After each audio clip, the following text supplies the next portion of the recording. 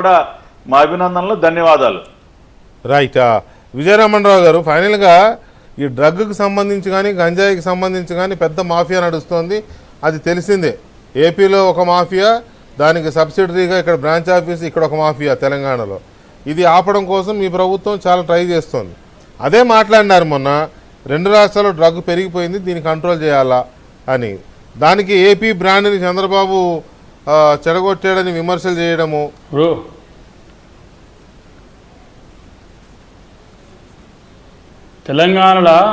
తెలంగాణలో కాంగ్రెస్ ప్రభుత్వం వచ్చి 6 నెలలు దాటింది.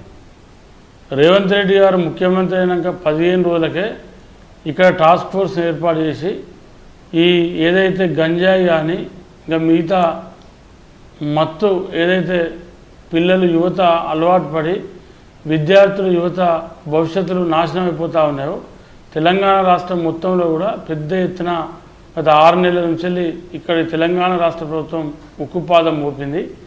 మరి గతంలో ఏదైతే జగన్మోహన్ రెడ్డి గారు ముఖ్యమంత్రి ఉన్నప్పుడు విదేశాల నుంచి అటు ఆంధ్రప్రదేశ్కు దిగుమతి చేసుకొని మరి అక్కడి నుంచి తెలంగాణ రాష్ట్రానికి కూడా ఏదైతే సరఫరా అయిందో దాన్ని కంట్రోల్ చేయడం కోసం 2 రాష్ట్రాలు కలిసి పనిచేసి ఏదైతే యువత భవిష్యత్తు కాపాడాలా, యువతంతా కూడా ఈ మత్తుకు బానిసై అనేక రకాలుగా ఇబ్బంది పడుతూ ఉన్నారు.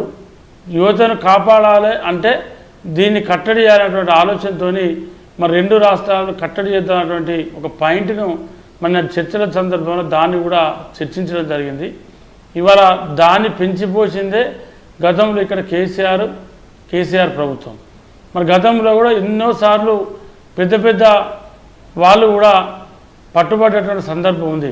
కానీ వాళ్ళ మీద అప్పున్నటువంటి కేసీఆర్ గారి ప్రభుత్వం ఎలాంటి చర్యలు తీసుకోలేదు, ఎలాంటి వాళ్ళ మీద ఇచ్చేయలేదు. మరి దాని పర్యావాసమే ఇవాళ తెలంగాణ రాష్ట్రంలో కూడా పెద్ద ఎత్తున ఇక్కడ యువతంతా కూడా మత్తుకు ఏదైతే బానిసైతా ఉన్నారో దాన్ని కంట్రోల్ చేయాలనేటువంటి ఆలోచనతో ఇక్కడ తెలంగాణ రాష్ట్ర ముఖ్యమంత్రి రేవంత్ రెడ్డి గారు ముందుకు పోతూ ఉన్నారు.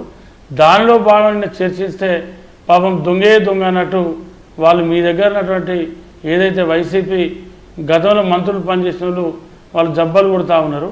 వాళ్ళని చూస్తూ ఉంటే నిజంగా కూడా జాలెత్తా ఉంది.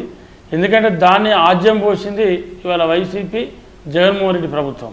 మరి గతంలో ఆజ్యం పోసి విదేశాల నుంచి మరి ఓడరేవుల ద్వారా మరి కంటైనర్ల నుంచి పెద్ద దిగుమతులు చేసుకొని దాన్ని గుట్టు చప్పుడు కాకుండా అప్పుడున్నటువంటి ప్రభుత్వంతో కుమ్మక్కై తెలంగాణ రాష్ట్రాన్ని సప్లై చేసి తెలంగాణ రాష్ట్రంలో మరి ఉన్నటువంటి యువతను కూడా మత్తుకు బానిస చేసినటువంటి వాళ్ళు ఇవాళ ఇక్కడ బీఆర్ఎస్ పార్టీ కేసీఆర్ వాళ్ళు రాసేసినటువంటి స్క్రిప్ట్ను చదువుకుంటా మరి దీన్ని ఏదో పక్కదారి పట్టించే ప్రయత్నాన్ని ఏదైతే ఇవాళ మరి అక్కడ వైసీపీ నాయకులు చేస్తూ ఉన్నారో తప్పకుండా రాబోయే రోజుల్లో మరి ఇంకా 1కి 4 సార్లు కూర్చుంటాం.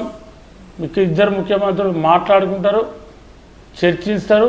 ఇప్పుడు తెలంగాణ ఉద్యోగులు దాదాపు 1000 నుంచి 1500 మంది ఉద్యోగులు ఇవాళ ఆంధ్రలో పనిచేస్తూ ఉన్నారు. వాళ్ళను కూడా రప్పించేటువంటి ప్రయత్నం చేస్తాం తెలంగాణకు మా ముఖ్యమంత్రి గారి నాయకత్వంలో.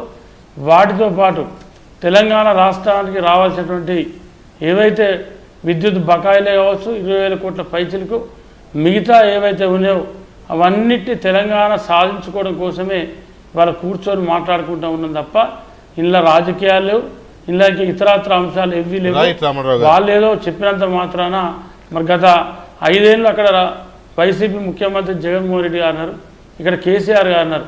మాట్లాడుకున్న ఎన్నిసార్లు వాళ్ళు మీడియాకి చెప్పారు, వాళ్ళు మాట్లాడుకున్నప్పుడు ఎన్నిసార్లు అధికారులు కూర్చొని మాట్లాడారు, ఎన్నిసార్లు అక్కడి మంత్రులు ఇక్కడ మంత్రులు అనేది ప్రజలు గమనిస్తూ ఉన్నారు.